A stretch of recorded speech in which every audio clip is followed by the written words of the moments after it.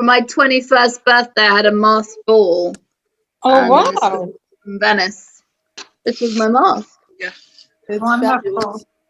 It's beautiful. Susan, I'm afraid looking at you. Your costume is beautiful, Olivia. I'm going to spotlight it for everyone. Very nice. Oh, Look thank you. at I you, saw my Taz. aunties.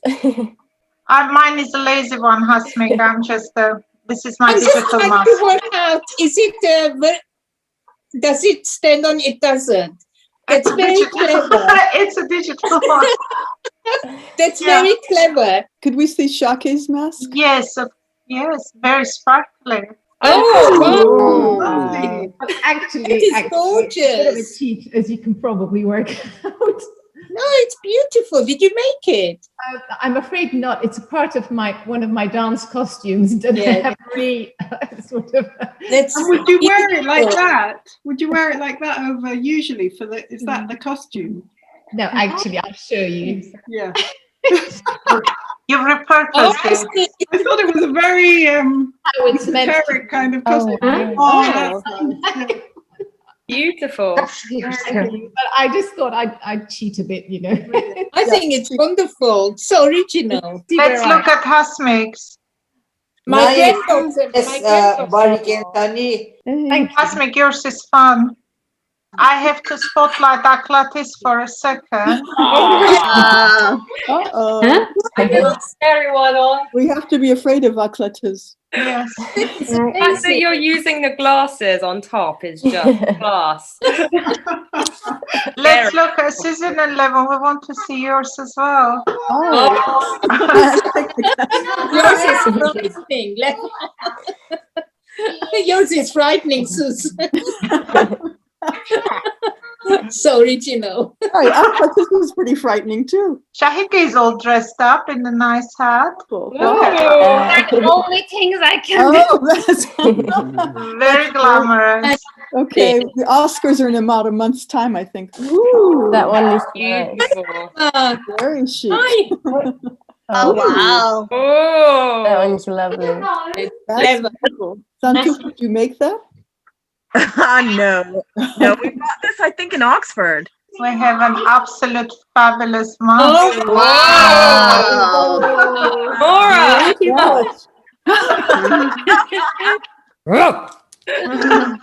You're not scary, you're beautiful. Oh my God, look at How that. beautiful. Oh. Wowee. Wow. There's a little bit of Cruella de Vil going on there, isn't there? Lolita, that is so It's very shiny Cruella de Vil. Nick has his upside down mask. Nick, you talk to. Yeah, protected from everything, as you see. Everyone here. Silva's got one now. Oh my Silva's God, that's got on my nerve. Not that, that's literally giving me like PTSD from having that as my childhood. Like that thing should never exist. That's a family thing that's been around for a long time. Who is this? How pretty. That's how beautiful. Oh, that's Yeah, that's very beautiful. You're pretty. Say hi. Like a wedding mask. I'll just say a quick hello again and welcome to our mask ball. Should be fun. And as always, our session is going to be recorded and you'll be on mute, but we'll have an opportunity to chat once our performance finish. And now I'm going to invite my two wonderful colleagues, Olivia and Anushka, to lead the program.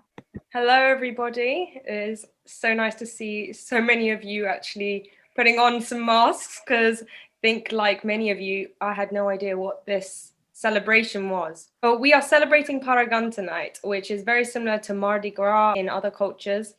It's a very fun period before Lent begins.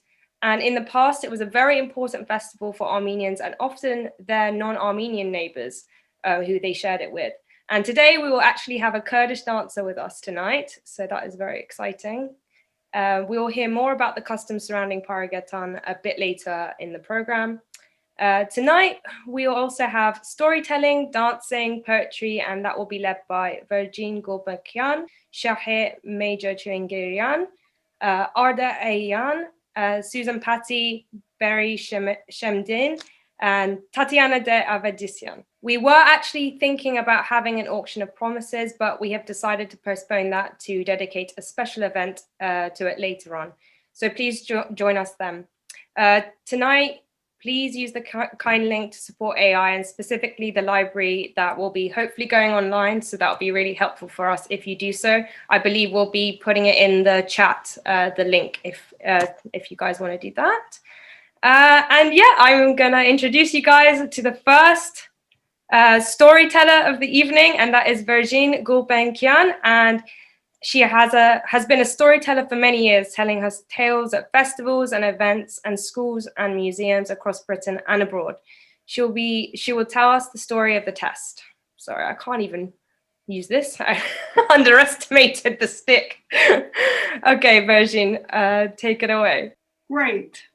Lovely. Welcome. Fantastic to see all your masked faces.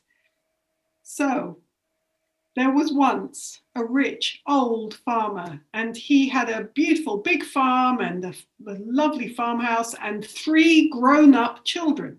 And one day, as he sat just outside his farm, looking out over his land, he thought, what's going to happen when I'm gone? I'm not getting any younger. I need one of my children to take over the farm.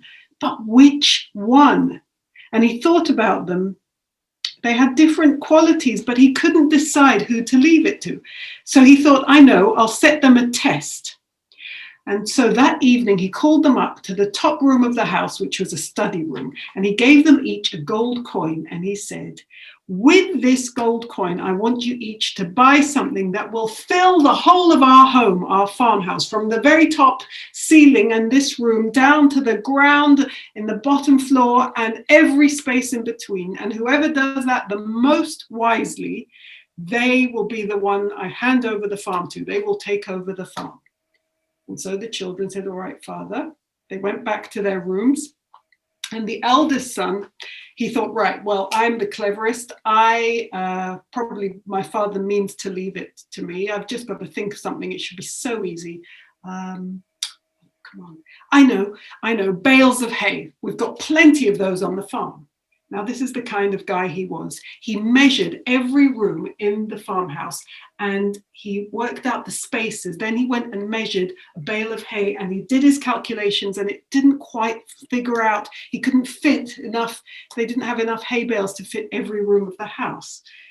Gosh, he was running out of ideas. So he went to market first thing in the morning and he looked around. He saw meat, cellar, fruit and veg, and then he got it. Yes! He saw a stall that was selling feather pillows and duvets. And he grabbed as many as he could for 1 gold coin, and he went back home and he saw his father sitting outside, but he took a knife from the kitchen. He went upstairs to the top study room. He slit open one of the pillows and he flapped about, and thousands of little white downy feathers filled the room. Then he took the eiderdown, the duvet, he flipped that open and he flapped it about in the 4 bedrooms, and then one in the kitchen and the hallway. And then he went to the door and he said, Heilig Jan Gukas. And the father, he was a bit stiff, and he got up and he went over to the door and he opened the front door. He said, what's this? It's snowing in here. What's going on? Feathers. And he went from room to room checking. He said, yes, this is full of feathers, until he came to the top, the study room, but it had taken a long time. So the feathers had settled and made a nice white carpet. He said, my son, this was very clever of you. Trust you to think of something like this, but you haven't quite filled every room of the house. In here, it's not really up to the ceiling. So let your brother and sister have a go. Now, the middle son was a bit of a rebel. You know how middle children sometimes are, and he didn't like to do what the others did. And he thought, oh, fill the house with something. Forget it. Who's going to do the jobs on the farm? I suppose it's up to me. So his first job every morning, he was the strongest, and he got a bucket and a shovel, and he went to the cow shed and he started shoveling the smelly, fresh cow dung. And then he had an idea and he thought, oh, no. And then he thought, well, maybe. And he took a shovel full of steaming cow dung. He went over to his older brother's bedroom and then one of his sisters, one in his father's, one in the study, one in the kitchen, one in the hallway.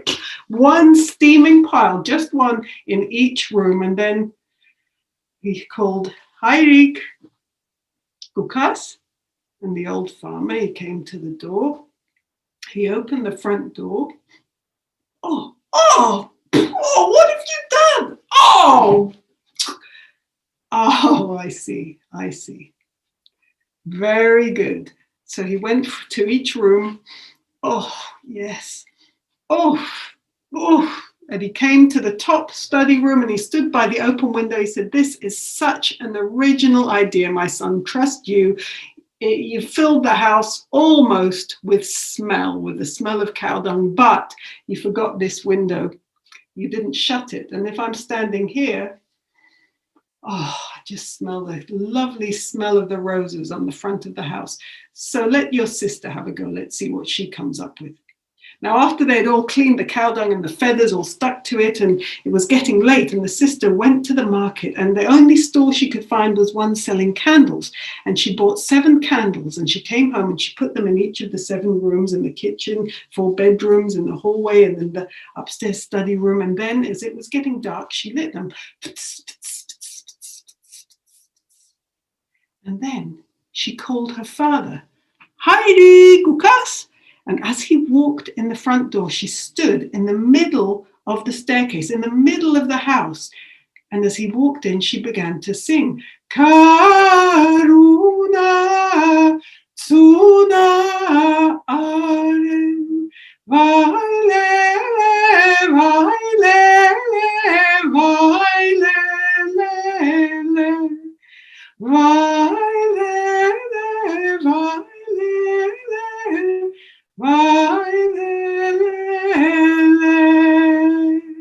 And as she sang, the old farmer, he walked into each room and he listened and he saw the light from the candles.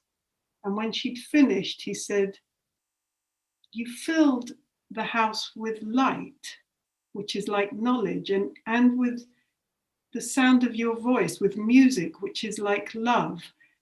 And it's only with knowledge and love that you can really be wise. You filled the house most wisely. I'm leaving the farm to you. Oh, she said, Father, please, can we just talk about this a minute? I can't look after the farm on my own. I need my older brother's brains and my middle brother's hard work. So I suggest we live here together. And in time, if we have partners and children, we'll build more buildings, but we'll all look after the farm together. And the farmer asked his sons, and they said, yeah, that's what we want too. And so that's what happened. And they lived on the farm and they all told this story to their children, and their children told it to their children, and theirs to theirs, and theirs to theirs. And the story traveled, and then someone told it to me, and now I'm telling it to you, and you could pass it on and tell it to someone else. The end of the story. Thank you for that, Vergine. That was amazing. I think we all really enjoyed that. Okay, so next we have a dance from Shakeh Major Tchilingirian, an acclaimed solo dancer and choreographer. Shakeh leads workshops around Britain and internationally. Her unique interpretations highlight the power and spirituality of Armenian dance. She will teach us a dance that now we can do together. Okay, Shakeh. Thank you, Nushka. Thank you very much. I'm going to take this off so that I can see. So with your permission. That was wonderful, Vergine. Thank you very much. And like the story that you was passed on, and you are now passing on to us, I'm going to share some dances with all of us. And these dances have also been passed on by dancing. So I would like to invite you to join me with my first dance is a govund, gyond, gyovand, gund, words that are linguistically linked to the round, the circle, the coming together, to the community where the love and the faith and the wisdom and all the good things that we were talking about, you were talking about, stay. So I'm going to show you the dance steps. This one is an 8-step governed from the Van region, and it is a wedding dance.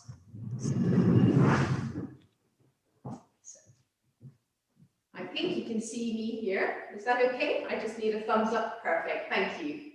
So the circle dances are mainly travel to the right, and we're traveling to the right. So I'm going to show you the sequence, but then I will turn so that you can repeat it with my back to you. Holding our hands in front of us in what we call the W position, with our little pinkies, little fingers hooked, right finger under, left over, but then we turn the wrists forward. Now, I know we are each and every one of us in our individual homes, but nonetheless, we are that big circle, okay? So we travel to the right with the right foot. Every step has a double bounce. These double bounces are absolutely crucial. They're like mother's milk to us, if you like. So we step with the right to the right. We step on the right with the right. We cross with the left in front. Cross with the left in front, still double bounce. Step on the right, still double bounce. And we touch with the left, double bounce. So I'll take you through that again. So going to the right with the right. Step on the right, cross in front with the left. Step on the right, touch with the left, all with double bounces. Then we step back onto the left.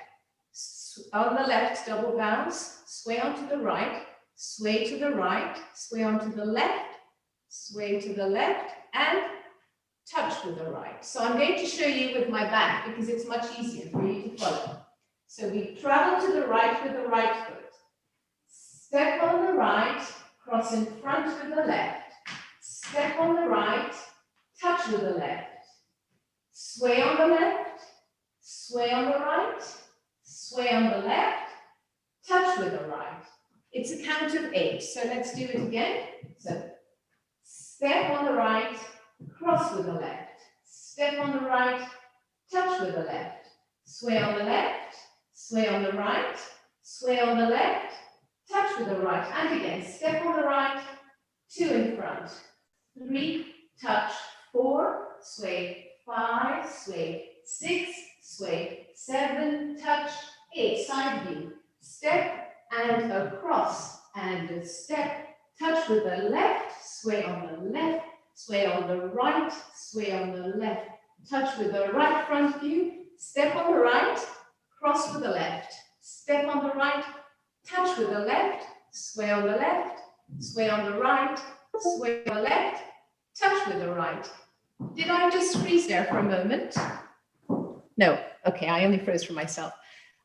Is that all right? Should we try that? So it's the 8-step govern, starting with the right, going to the right, left foot comes in front. The music we're going to dance to is called Sonayar. These dances tend to have been yerk barriers, song dances, so we would have been singing and dancing at the same time, but we're not. This is a beautiful recording by Nuray Kardashian's Van project.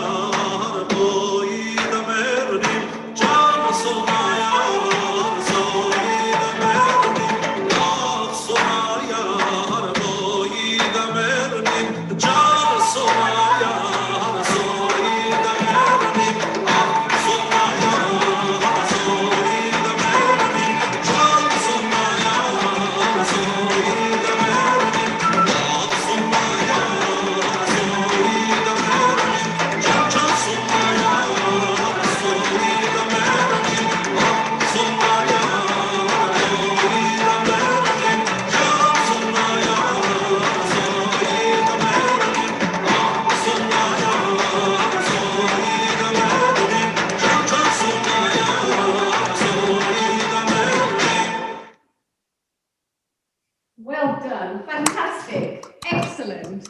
Wonderful. Thank I'm you. going to stop this. Sorry. Oh, lovely. So I hope you enjoyed that. Was that okay? Very good. The Gulbens are the most beautiful dances. There are, 6-step ones, 8-step ones. They're very simple, some of them more so than others, but they're also very, very deep, and they really allow you to connect with one another in this amazing circle when you dance it in vast numbers. But we are connected in our circle despite our individual locations here. So Gulbens tend to be the kind of dance that you would start an event with usually, because obviously there are different energy levels, and you don't just jump into something very fast. And that would have always been the case in similar festivities as Paregentan as well. So with that, I'd like to introduce my next dance, which is Gomidasi Shoror. This one is known as the happy dance in my household. It's much more energetic and so on. So, but very simple. So I'm going to go back. And it's a bit like walking, really. So again, we're in this circle. We're traveling to the right with the right foot, 4 steps. So it's like walking to the right. 1, 2, 3. But you turn on the 4th to go to the left with the left foot. And then, so with the left, 1, 2, 3, you turn to the right foot is in front, to go to the right again. 1, 2, 3, turn to the left, last one with the left foot to the left, left, 2, 3, and you close the feet together, okay? So when you're doing that, your arms move with you again. You can incorporate them or not, it doesn't matter, just enjoy the movement, the freedom. So 1, 2, 3, turn. When you go to the left, left foot, left hands to the left. Left, 2, 3, turn to the right. To the right, right foot, arms to the right. 1, 2, 3, 4. Last one to the left with the left foot. Left, 2, 3. Feet join, hands join right in front of you. That's part 1. Part 2 is, if you imagine we're in a circle, we come towards the center, the pivot, the most important point of that circle with the right foot. So we go forward with the right, forward with the left. Sorry, so step together, yes. So we go forward with the right foot, forward, forward, forward. You do double taps with the left foot next to the right foot. Tap, tap. And then you travel back 4 steps with the left foot. 1, 2, 3, 4. Forward with the right foot. Forward, forward, forward, double tap, back with the left foot.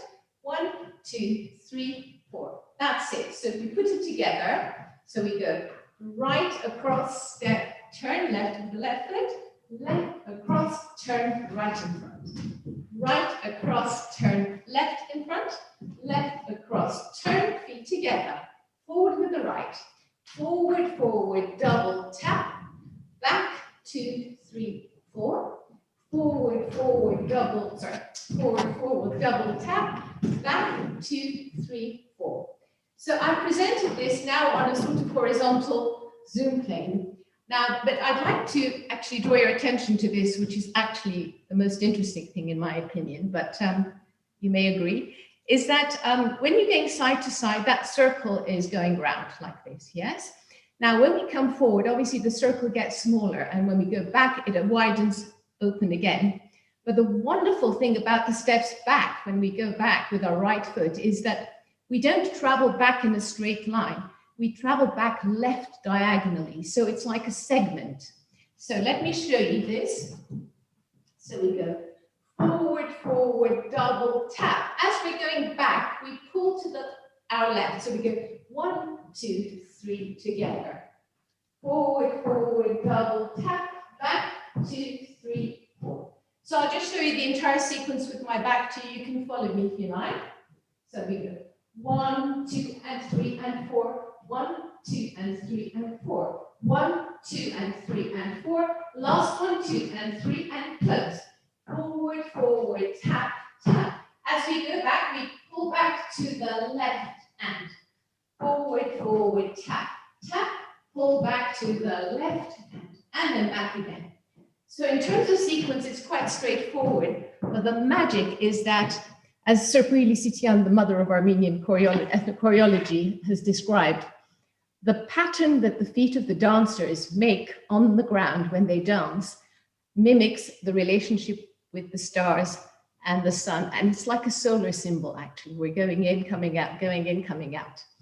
So, I invite you to join me with Shoror Komitasi, okay? You'll hear Gagi Kinosyan calling out, inviting everyone to dance, because there's always the call of the zurna, which is that sort of very nasal, loud outdoor Lettish horn, but there's also the call of the gyondbash, the person who's leading the circle, and that's Gagik in this case. So, Shoror Komitas, enjoy.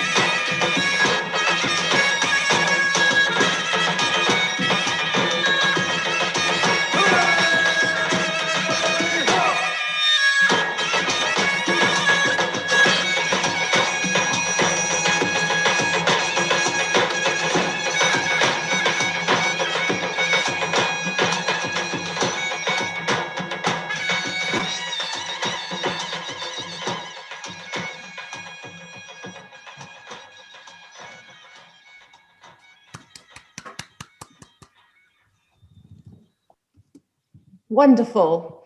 Thank you. How was that? Was that okay? Fantastic. I love the drums. The drums are the heartbeat. I mean, that's what drives it. That's what takes you. That's what brings you back. You know, it's wonderful. It really is. And you can imagine the feeling of dancing these dances in a large group with lots of people. And obviously, you know, I mean, I'm showing you the dance steps and we dance this because these are what dances are. But the steps are just the beginning of the experience. Obviously, when you're dancing in a circle, the different moments when parts of it resonate with you and, you know, your fellow dancer might be slightly more bouncy or slightly more impassioned and, you know, you might be kind of sitting back a bit. And this is wonderful, really. The experience of dancing these circle dances in large groups is really what it's all about. And at festivities like Paregentan and many other festivities, you can just imagine how magical it would have been. And the effect of bringing the community, you know, all members of community who took part in these festivities together. I think if we had exercises like that in our society now, that might, you know, that would possibly change some things. It's a real equalizer, it's a leveler, and it's good to experience good things together. So yeah, this was Gomidasi Shorur. Thank you for staying with me and enjoying the water, the life-giving water, purifying water. Bun Paregentan, have a wonderful time. Thank you. Over to Gagik. Thank you so much, Shakeh, for this excellent dance presentation. I'm sure each time you lead a dance session during our virtual events, you make converts amongst the audience. The event we are all enjoying this evening is our attempt to revive this Armenian Fun Festival virtually this year and hopefully in person from next year onwards. Alongside having fun, please help us raise funds this evening for our library, a treasure trove of books about Armenians and their neighbours, old and new. Our fundraising this evening will support the ongoing cataloguing of the collection and the software that would make the collection accessible worldwide. Please consider donating generously to make this possible. Datevik tells me that we have already attained 10% of our target. So we only need another 90% to reach the target. And I'm sure you'll be able to make this possible this evening. Now, it's my very great pleasure to introduce one of our trustees, Arda Eghiayan, who is going to read the Carnival by Hovhannes Tumanyan. If you want to read the original in Armenian, there is a link in the chat line. Now over to you, Arda. Thank you, Gagik. And thank you very much, Shakeh. Definitely got my heart racing there, get a bit of blood pumping with the dancing. It's nice to get involved. So yes, I'm going to deliver, I guess, the Carnival by Hovhannes Tumanyan. Once upon a time, there lived a husband and wife who did not see eye to eye. The man called his wife a dimwit, and she returned the compliment. They were always fighting about something or other. One day, the man bought 100 pounds of butter and rice, hired a man to carry it on his back, and took it home. His wife was furious. "Didn't I always say you were a dimwit?" she cried. "Why did you go and buy so much butter and rice? Thinking of holding a wedding for your son or a funeral banquet for your father?" "What are you talking about? What funeral banquet? What wedding? Take it and put it away. It's for the carnival." The wife calmed down, took the stuff and put it away. Some time passed, and the woman waited and waited, but the carnival did not come. As she was sitting by the door one day, she saw a man hurrying by along the street. She raised one hand to her forehead and called, "Hey, brother, come here for a minute."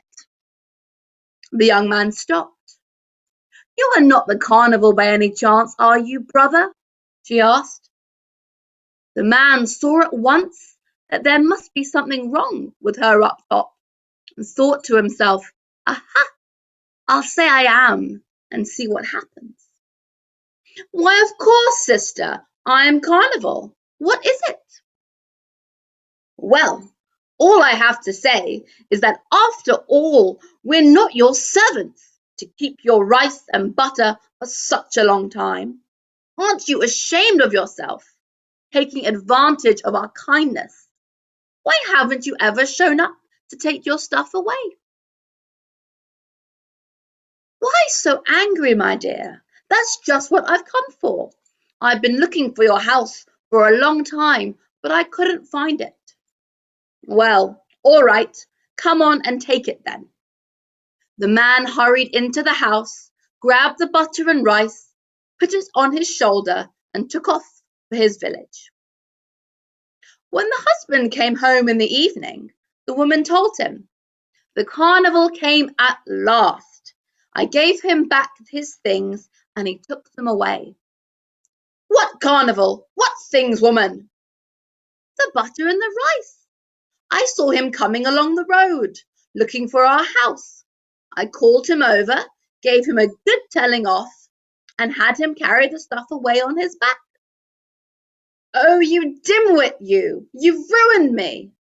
Didn't I always say you were a stupid dimwit? Which way did he go?" She showed him, and the man mounted his horse and rode after the carnival. Meanwhile, the carnival, making good his escape, glanced back and noticed a man on horseback riding after him. He realized at once that it must be the woman's husband. The man rode up to him and said, "Good day, brother. Have you seen a man going this way?" "Oh, yes, indeed, I did see one." "What was he carrying on his back?" "Butter and rice." "Ha, he must be the one I'm looking for. Did he go by long ago?" "Quite a time." "Do you think I can catch up with him if I ride fast?" "How could you?" said the carnival. "You're on horseback, but he was on foot. By the time your horse has taken 4 steps, 1, 2, 3, 4, the man will already have walked away on his 2 feet. 1, 2, 1, 2, much faster than you." "What should I do then?" "Well, if you like, you can leave your horse with me and go on foot like him. Maybe then you'll catch up with him." "Oh, yes, yes, well said," approved the dim-witted man, and he climbed off his horse, left it with the other man, and set off on foot, 1, 2, 1, 2. As soon as he was out of sight, the carnival loaded his burden on the horse's back, turned off the road, and galloped home. Our man, however, walked on, and finding nobody, turned round and came back to find both the horse and the stranger gone. He returned home, and husband and wife started fighting anew. The man because of the butter and rice, the woman because of the horse, and they are fighting to this day. He calls her a dimwit, and she returns the compliment, and the carnival listens and laughs to himself. Thank you. I think tonight has taught us a lot about the importance of sharing these stories, passing down traditions, and preserving them as a community. So it's really nice to be here tonight with all of you. And I'm sure that we can do it again in person next year. And up next, we've got Susan Patty, who is an anthropologist and the academic advisor here at AI, who has worked a lot in programming this special event. And she's going to give a brief introduction into how it has been celebrated in the past. Great. Hi, everybody. And it's wonderful to see so many different masks. I'm not going to wear mine for this. This is just something to give a little background on Paregentan, because although we've probably all heard the word, probably few of us have actually celebrated it. And Dativig told me that actually in Armenia, they don't celebrate it at all, which won't be that surprising. But the only way they really knew about it was through this story that Arda just told so well, the carnival.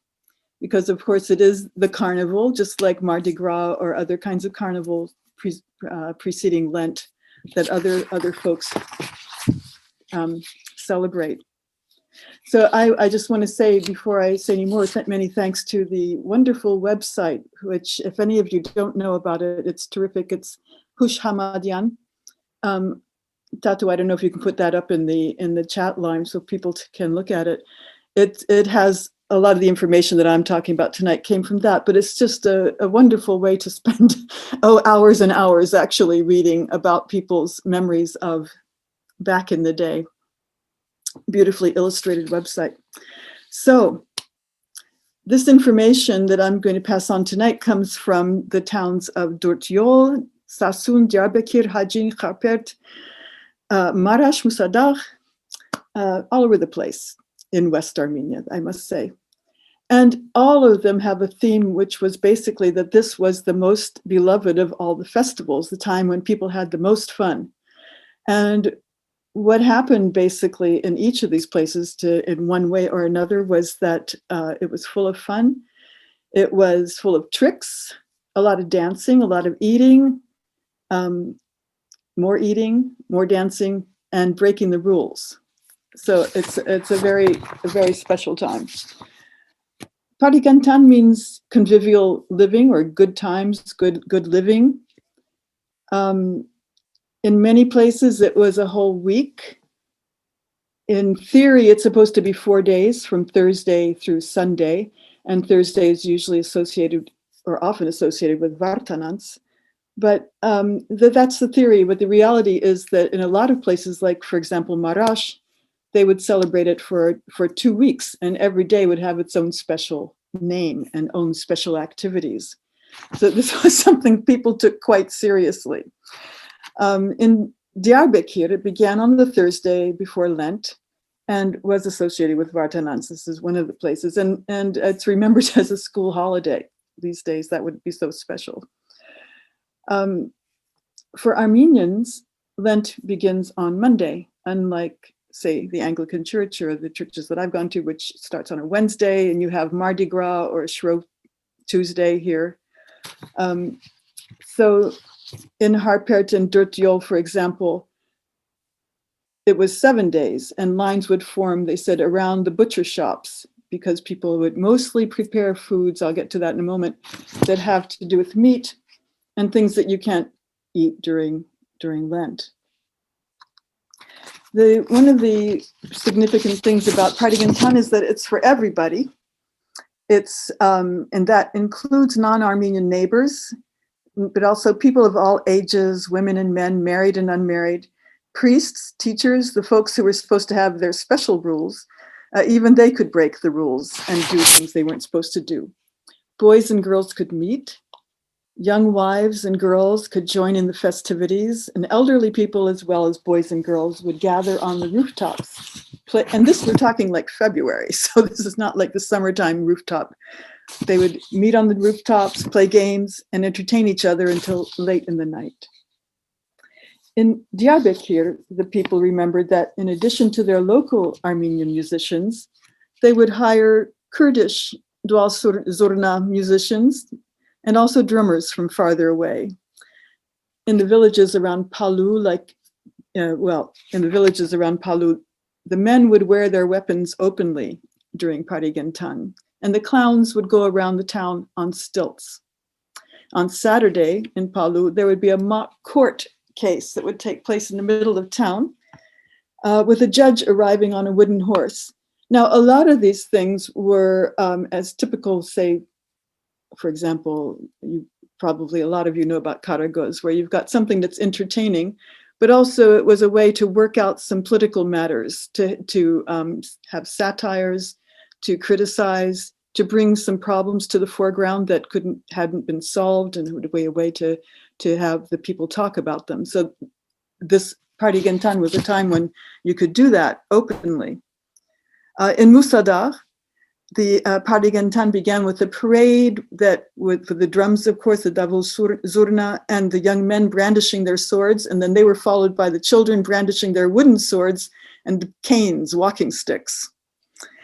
A special a special custom in Musadat was called zikhulu, where an elderly woman would be carrying a copper tray with a censer on it that had burning incense, and she would go around to the dancers and be making motions, and the dancers would cup their hands and bring the scent, bring the smoke towards themselves. Of course, this was against the evil eye. And she would be saying in their dialect, "Chur achke tuch gurnu," char achk, may the evil eye go blind. In Durtyol, Turks would come from the neighboring villages to participate in the various organized games and competitions, including wrestling, guresh rather, and they would draw large crowds. This was also done in Kharpert. Wherever there was a mixed population, Kurds, Turks, Assyrians, and others would join in the festivities. And Kharpert also had buffalo fights, which I don't think I'd really like to see, but they also had a camel game, which you might have seen on our social media, where two strong men would wear these kind of huge masks that were stuffed faces of camels, and they'd have another man sitting on their shoulders as the drivers, and they'd walk through the town accompanied by the drums and the dahols, and making jokes, entertaining the crowds. And in Husanik, this camel game was a little bit different because the camel would have, one man would have a saddle on his shoulders, and a little girl would sit on top of him, spinning yarn with her spindle. And the camel would dance back and forth, often on a rooftop again. Food, serious feasting going on. Animals were slaughtered to share, tables laid out lavishly and shared with neighbors, a lot of sharing going on, and especially with those who were less well off. All the meat, oil, and dairy products had to be eaten before the beginning of Lent, but they seemed to actually add to that store of meat and products and things in order to have fun during this period. In Diyarbakir, people remember the women making their churdiks and taking them down to the local baker, and then they would make their meat and cheese kuftas, pasha, and other good things. Sunday of Paregentan, the day before Lent would begin, was called Badurman Giragi, or the Sunday of Bursting, joking that this was the way they would survive Lent, which was the next day. And one person remembers that wine was served in buckets. The Armenians of Palu remember that their Turkish neighbors described Paregentan as Gavurun Patlamak Haftla Sudur. In other words, the infidels' explosion week. So they ate so much that they would burst. Just as with the games, people also broke the rules with eating with each other. So everybody would sit down to the same table, children and elderly, men and women. There were no rules were followed during this period of that. It's important to note all of these memories noted that people were overeating, they were stuffing themselves, they were having fun, but they were also taking food in baskets to people who didn't have food. They take food to people who didn't have gardens, people who had come to their town to work and didn't have their own kitchens and so on. But anybody who actually needed food. All of these customs fell away quite quickly after the genocide as peoples dispersed, spread out, and these centers of activities where people, you can break rules with people that you know. It's more difficult to do it with people that you don't know. As people moved to the big cities, it became very different sort of atmosphere. But also, as we all know, all of us sitting here, the Armenians tend to want to act like the majority culture of the new country that they're going to. So here we have Paregentan, if it's celebrated at all, is with pancakes on Tuesday night. It's a very, very different way of enjoying being together, the same marking of the calendar. And I won't go into the East Armenian customs, which was basically that it was banned, but it basically the same thing happened in the West, where it just fell away quite rapidly. And as someone said earlier, I think Anushka, we don't want to reinstate exactly. I don't know if we're going to have buffalo fights, but it would be nice to have a time to have fun together at least once a year. And hopefully next year we can do it all together. So thank you to everybody who's contributing tonight. Really have appreciated it. That's it from me. I hope you're all having a good time. Susan, thank you so much. It was so great to hear all of that. And I wish we could have a 2-week celebration now and break bread together. But as Susan mentioned, and Tato has put the link in the chat, Hushamadian is a really great website that has so much information and pictures. So definitely check out their archive. You could get lost in it. So yeah, up next, aligning with some traditional Paregentan celebrations, which would reenact a Kurdish wedding, we're so lucky to welcome Beri Shemdin, who will teach us a Kurdish wedding dance. Beri is a teacher, a drama teacher, and an actor from Diyarbakir, but she's based in London now, and she's going to teach us the Kurdish version of a kochari. So we say the woman governed, Kurdish, we say the governed Jinan names. Also some regions in Kurdistan say the Khirpani, like kochari. But also men and women, we dancing together. So first, this hands, if together like that. Can you see me? Like that, but I'm now alone, so I tried it like that. Yeah, 1, 2, 3, and a bit jumping, not too much. My left foot on the step, on the floor, not like that. 1, 2, 3, 1, 2, 3, 4, 5. 1, 2, 3, 4, 5. 1, 2, 3, 4, 5. Now we will try with music. 1, 2, 3, 4, 5. A bit fast. 1, 2, 3, 4, 5. 1, 2, 3, 4, 5. 1, 2, 3, 4, 5. 1, 2, 3, 4, 5. 1, 2, 3, 4, 5. 1, 2, 3, 4, 5. 1, 2, 3, 4, 5. 1, 2, 3, 4, 5.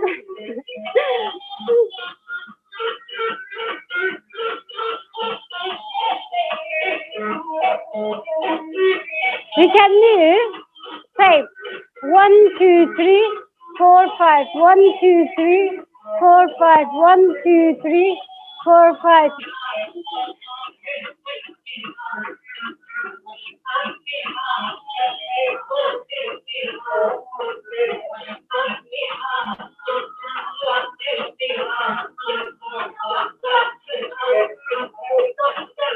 One, two, three, 4, 5. 1, 2, 3, like that.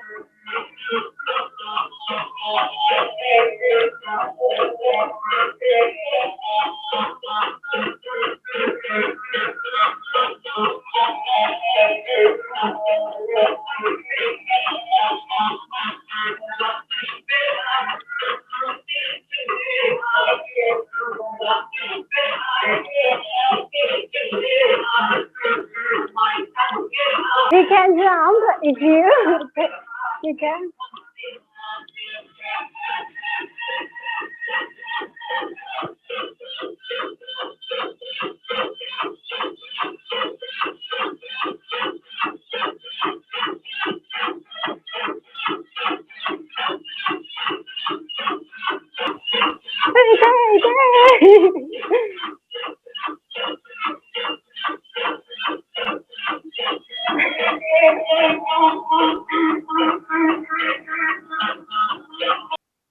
Are you okay?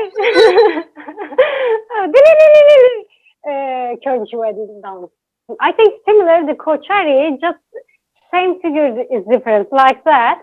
And I saw the Armenian wedding. They are same, just just like that. 1, 2, 3, 4, 5. 1, 2, 3, 4, 5.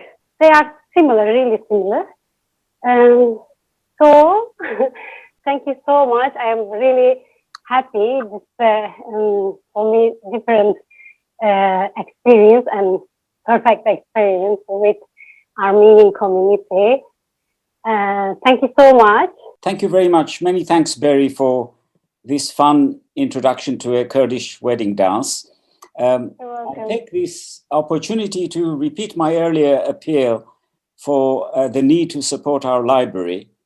There's a link in the chat line for this fundraising campaign. Please be generous when you click on it. Tatevik tells me that donations keep coming in, so please continue with your contributions. Thank you very much. Thank you so much, Betty. That was so much fun, really. I really enjoyed it. And it was a little bit easier as well. So I feel like it was, I could ease into it a bit more. So up next, we have Susan again, who's going to show us a little demonstration on how to make a Khlodjig, which is a traditional part of the Paregentan celebrations. And I guess I'm not gonna reveal anything. I'll pass it over to you now, Susan. Thank you very much, Olivia. The Khlodjig, again, there's a lovely picture of this on the Hushamadian website. I made this morning, and I'm sorry to tell you that I got the feathers from Amazon, but I know it's very difficult to find feathers in your back garden these days that are big enough to do the job. But just very quickly to tell you how to make it and what it is, first of all, because many people won't have seen one before. It's back from the days when people didn't have calendars. And so in order to mark the weeks of Lent, which are 7 on the Armenian calendar, you have 7 not candles, these are feathers, 7 feathers, and each week you pick out a feather. And when it comes to the last one, the next day is going to be Easter. So what I did was just took me a while to figure it out. Just get one of your skewers, your kebab skewers, and pierce the thing. Make a nice big fat hole through the middle of the onion.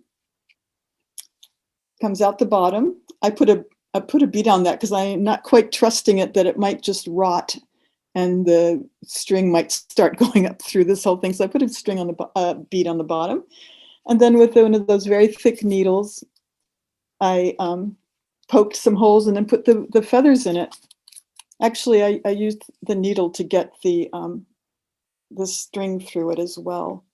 And that's it, guys. That's it. So you don't need a calendar anymore. You can just mark your weeks off with these days. These days that might be easier than trying to figure out what day it is. And they would hang it in their kitchens by a window, I think, because it's already smelling.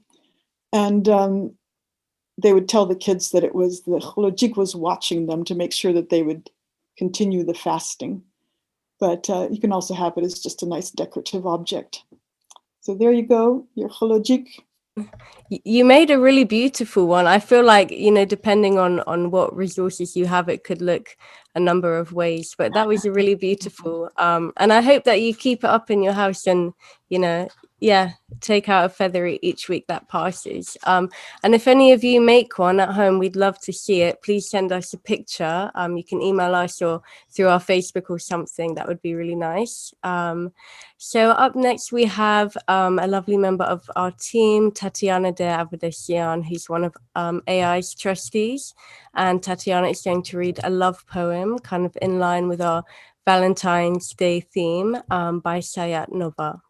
Can I interject for a second while Tatiana is getting ready with her love poem? Susan mentioned that in Armenia, in Republic of Armenia, the Paregentan was virtually unheard of. All we knew the lovely Tumanian story. But only thing which I remember from childhood, and I've been checking, apparently there's a little song which is literally 4 lines, and just wanted to read for you. I'll read it in Armenian, then try to translate. It says, Ահա եկան հայոց ազգի օրերը, հանեք հիները, հագեք նորերը, Paregentan օրերը, խելքս խլխիս կորել է. it literally means, if you don't speak Armenian, it means here are the days of Armenian nation, and take off your old clothes, put on the new ones. It's Paregentan, it's Carnival, and I lost my mind. So that was it. I wonder if anyone knows the music or anyone knows the actual song. Please leave some comments in the chat. Santu just asked if the people used a pomegranate or an onion. In everything that I've seen, it's an onion. And, but why not? You could use a pomegranate, but onions are easier to come by usually. They would, yeah, as I say, they would call it a Khlodjig, but there were lots of other names. Unfortunately, I cut my thing down so much that I put those away. But the older household members in Yozgat would tell the children that this was a devil watching them. And so, which is kind of a weird thing during Easter, Lent, to have, you've got a devil in your kitchen watching the kids. But they had to make sure, they were just making sure that everybody would maintain the fast. I see that Tatiana is here now. Hi, I apologize. I'm having problems with my computer today, so I do apologize.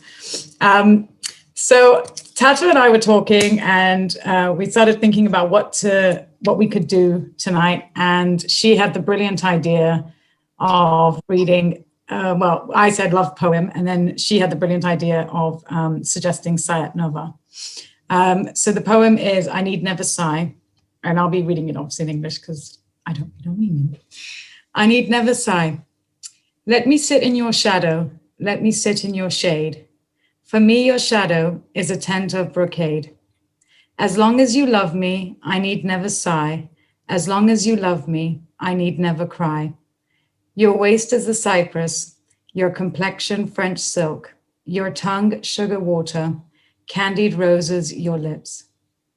Let me fly near you like the nightingale that flies. Let me hover over you as the hummingbird does.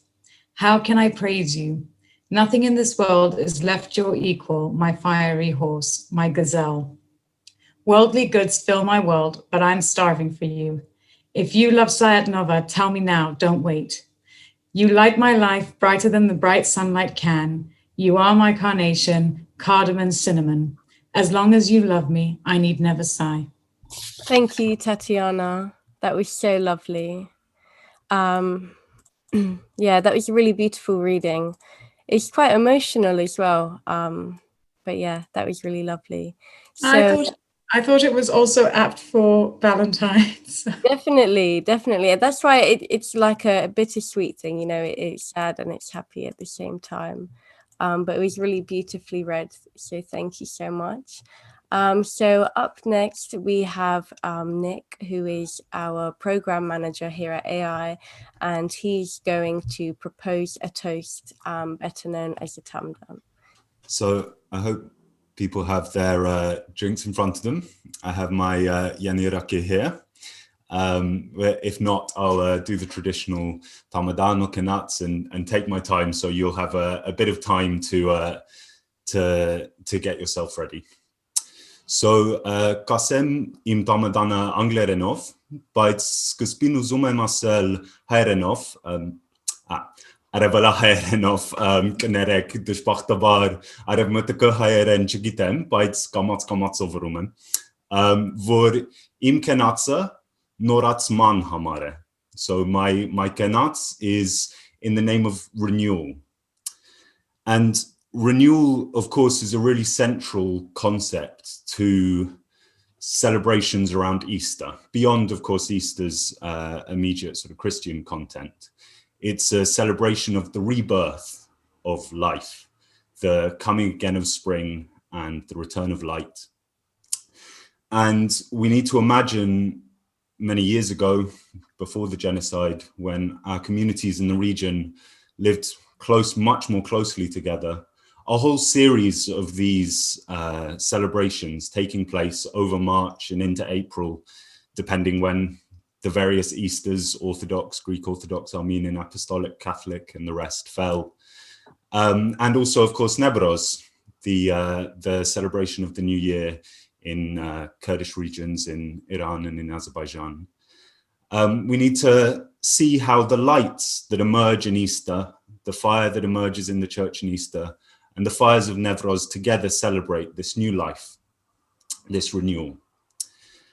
And this felt like a fitting subject to offer a Kanatsa Tamadan for this year. First of all, of course, for our library. We're hoping to renew our library in its new setting in Saffron Hill. And I hope you all saw the smile that was put on Gagik's face when he saw this for the first time. But more so, and maybe more importantly so, at least on a human level, the renewal of our common lives after a year of lockdown, of isolation, of difficulties, of strife, of war, and of death. And I think it's especially important to see this renewal not simply as a return, not as a copy of the past, but as a new that's pregnant with the old and still new in its becoming. Like we've been trying to with this event, for example. As Susan said, not simply to resurrect some fossil, but to reinvigorate old traditions with new meaning. And I think it's with this spirit that we need to look to renew our lives in whatever the hopefully soon post-COVID world has for us.